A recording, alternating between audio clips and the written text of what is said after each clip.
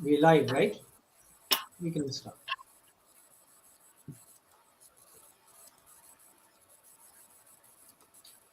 Hello, everyone.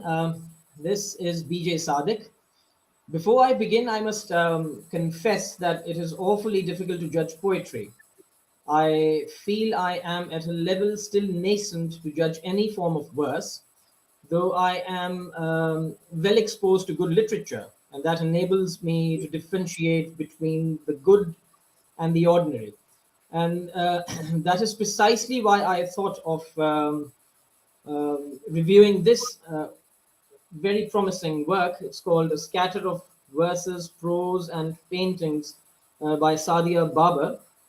Another reason why I chose to comment on it is because in our age of intellectual insanity, or rather intellectual slump, where the majority have an insatiable appetite for all things unreasonable and unnecessary, literature, be it in Urdu or English, seems to have lost that popular appeal.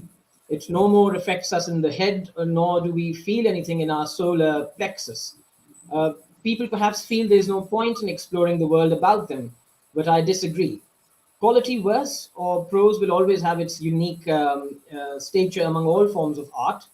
The things to admire are the rhythm, for instance, which is manifestly present in this book, the pictorial genius when we describe nature, the human passions when we describe the human moods, and that marvelous power of condensation, saying in a line, as Ruskin puts it, what it takes a top class author a page or more to express.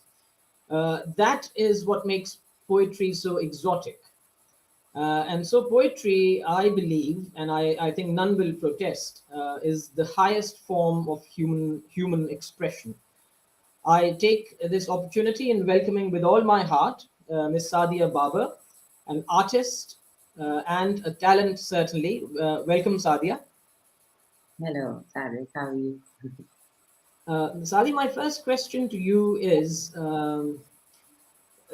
that what really drove you towards poetry? A better question would be, um, we all are born into a certain psychological atmosphere which defines who we really are.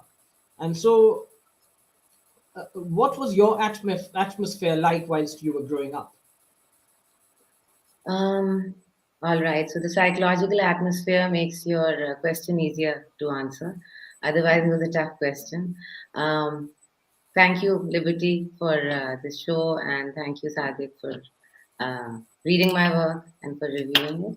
So, to answer your question in crisp, short words, my psychological atmosphere while growing up was my father was in the army, so and he was very much into literature. My mother was a big reader. My grandmother, who's mentioned in this book, was a reader herself. So I was surrounded by readers, and I'll be very honest, it's no credit to me that I write or I read, because all of these people read, all of these people discussed poetry. Literature was another subject. So psychologically, or just putting it very existentially, it was very easy to start writing or reading or getting into poetry. The rhythm, I think, just came with time, because I admire a certain kind of poetry. So all genres put aside, if I like a piece of verse, it's usually verse that rhymes. Since I was a child, it's a childish thing.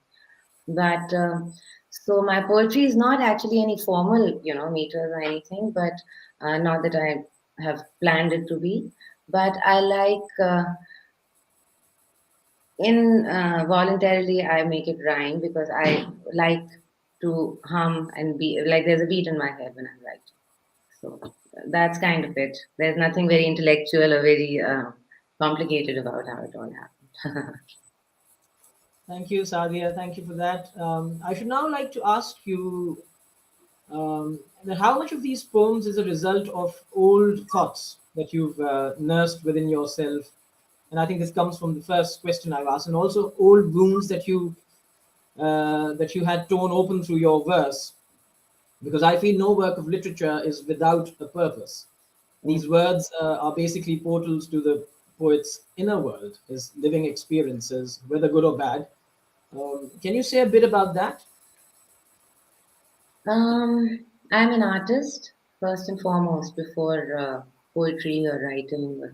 I paint, and I think as a painter, or the reason I became an artist, or the reason I ended up being an artist, was because I like to not just express my emotions about old wounds that I might have.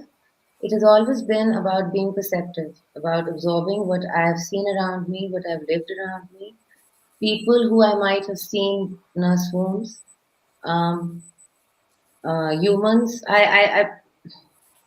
My next book is Sociology is Not Common Sense. So that would explain it to you. I like to study people. I like to study situations. I used to be a very, very extroverted and very social person. I'm not anymore. But that kind of put me in contact with people and being very comfortable with knowing people and with being with people and trying to find out more about what I'm feeling when I'm interacting with a person. So it's mostly absorption. This book is not all just old wounds that I might have nursed, but things I've absorbed. They come out through painting, and usually when I'm painting, I write. And these are verses that I put together that I thought were reasonably decent to compile, and maybe someone would like publishing them, and Liberty was sweet. Otherwise, I never even imagined that this would ever happen. It was just a dream. So I'm very glad you said that, because I used to be quite an extrovert, not anymore, just like you. Um, and I have come across all sorts of poets. Some are affected by nature, and so they find their best expression in nature, in natural objects around them. Some are affected by the metaphysics, some are affected by the moods, some by humor. And so your work is a very refreshing mixture of some of these sentiments. I am personally affected by the politics of the world about me, especially the politics in our country. I mean, the world as well. Look what's happening as we speak in Ukraine. mm, I wrote a book about it as well. I wrote a book on politics.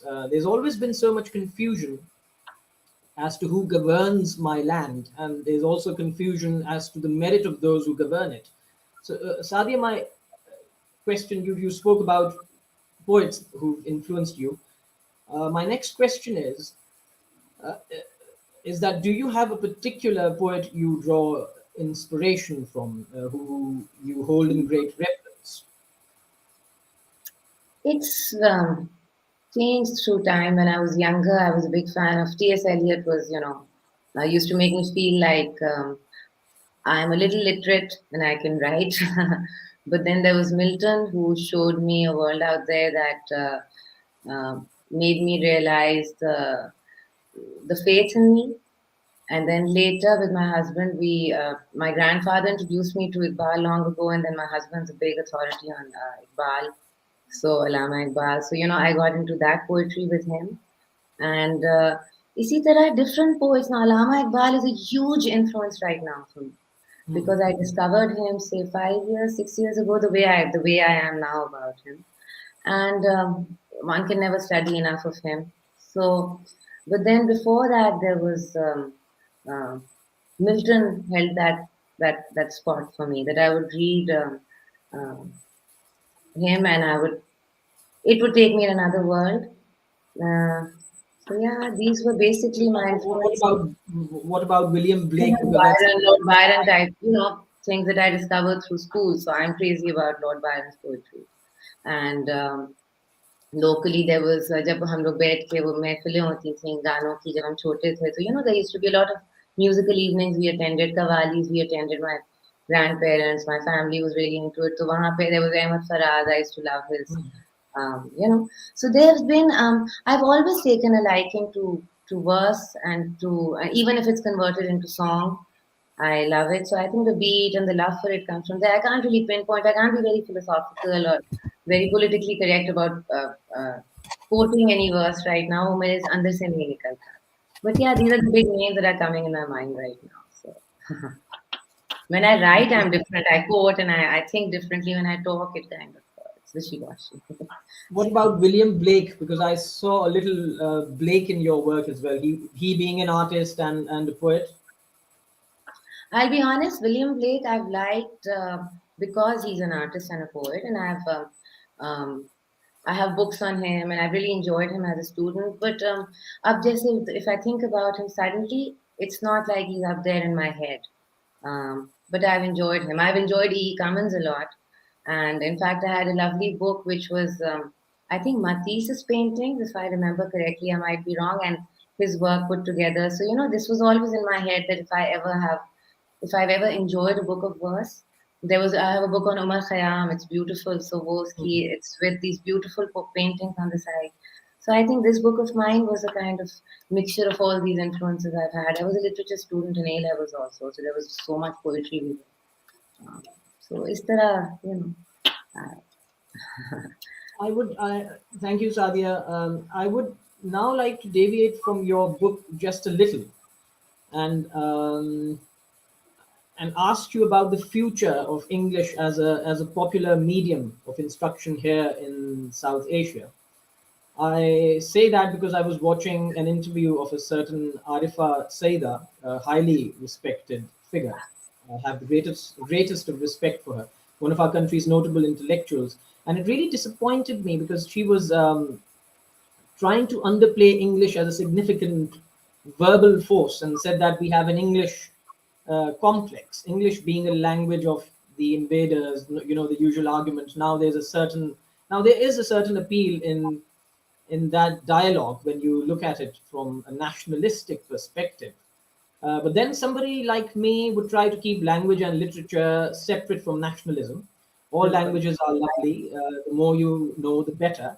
They bring two cultures together. They bring new ideas. I mean, you'd not be reading Shakespeare or Dickens if you were totally shut out from that world. Rumi would not be such a popular poet in the West if they hadn't explored Oriental thought. My opinion is purely from the lens of someone who loves literature and art. And I would also encourage our college and university students to give as much love and affection to their own tongue, which is Urdu, and which is a very superior language in terms of its rhythm and the way it sounds. तकसीम तकसीम जबानों में नहीं हुआ करती, तकसीम इंसानों में हुआ करती है, Bilkul, I दिलों में agree. होती है तकसीम, या तकसीम नियतों में होती है. Bilkul. So you can be perfectly well versed in English and yet be a nationalist, something that I find manifestly present in Indian writers, artists, and thinkers. Perhaps Dr. Arifa did not imply what I draw from her interview, but when I read works like your book, which has a lot of promise, it restores my faith in the idea that good work is still being attempted, and the South Asian English canon still bears a lot of promise. After all, English has been around in this region for over 250 years. Yes. Nobody talks about that. And so I'm surprised that it is still looked upon as an imperial tactic employed by a foreign power to control our heads. Um, do you think about these things? Do you have any opinion on this subject? Yes, in fact, I do. In fact, it's a big point of argument in my home also, and I'm criticized about this a lot. I choose English as my. I'll be very honest here. I think it's a redundant argument because English, whether we like it or not, exists in Pakistan. Hmm. English has Agreed. existed, as you said, for 250 years. Urdu is not the oldest language in this Kindly region. accept. Yeah, Yes. if we talk about languages, then there are languages older than Urdu which are not taught here. Punjabi has a way richer history. It's an older language. I personally respect it way above Urdu. Urdu was Yes. a medium of instruction for a certain time. Urdu became an easy language for a lot of people to communicate in. We all know Urdu. History में सब ने पढ़ा होता है जी लश्करी जबान है वो कहीं से तो निकली है वो भी it's not forever. So yeah, if we were fighting over Persian in English and Arabic in English, it would still make sense to me. Fighting over Urdu in English is just, to me, it's redundant. English should be given as much respect because it's been around for as long. I don't care who brought it in here, whether they were our invaders, whether whatever. up to here now. And up, whether people like it or not, it's taught. Languages travel, and languages have traveled, and they travel by armies. They travel for economic reasons, for military reasons. But my argument is that they're all lovely, whether it's Urdu, whether it's And it's if an it's a expression of medium of thought. instruction or if it's a medium of expounding art, then it's no longer a language. I mean, poetry or writing is art to me. It's or a medium of educating people. And if you can educate few people through English, a few people through Urdu, a few people through Punjabi, whatever works, man. I mean, I think that's how I think about it. So. Thank you, Sadia. Sadia, if there's any portion of the book that you'd like to recite, a page. I have a page that I really. There's a poem in here that I really love. It's on page 3. Alice and I go way back. That's Page, what I really. can you tell me the page again? Because I'm gonna get lost. It's page number 103. It's called Alice and I go way back. That's Oh, okay. it really you know I enjoyed reading it.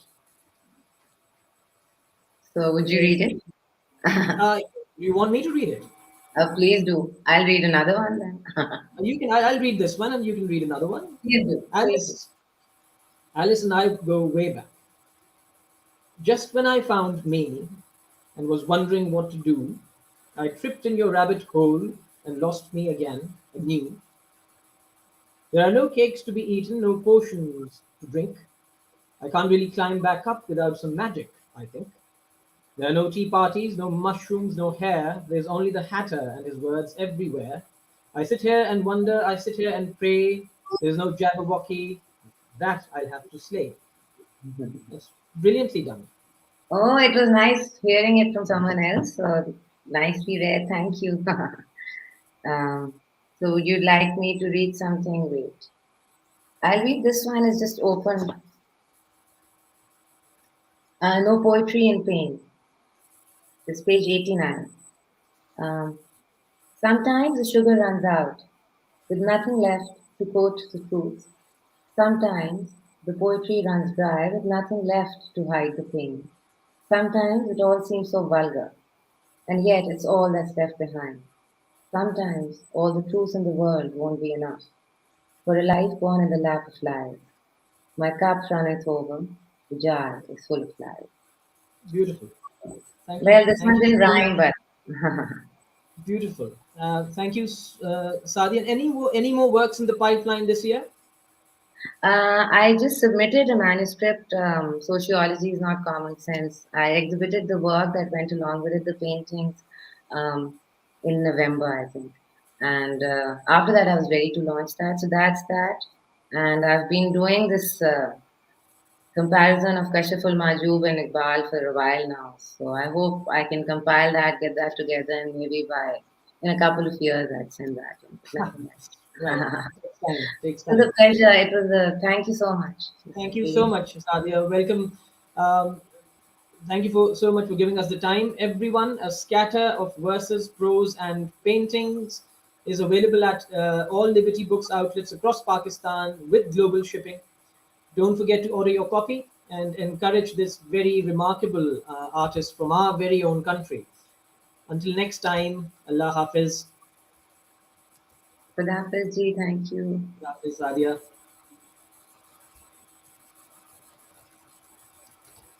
We are out.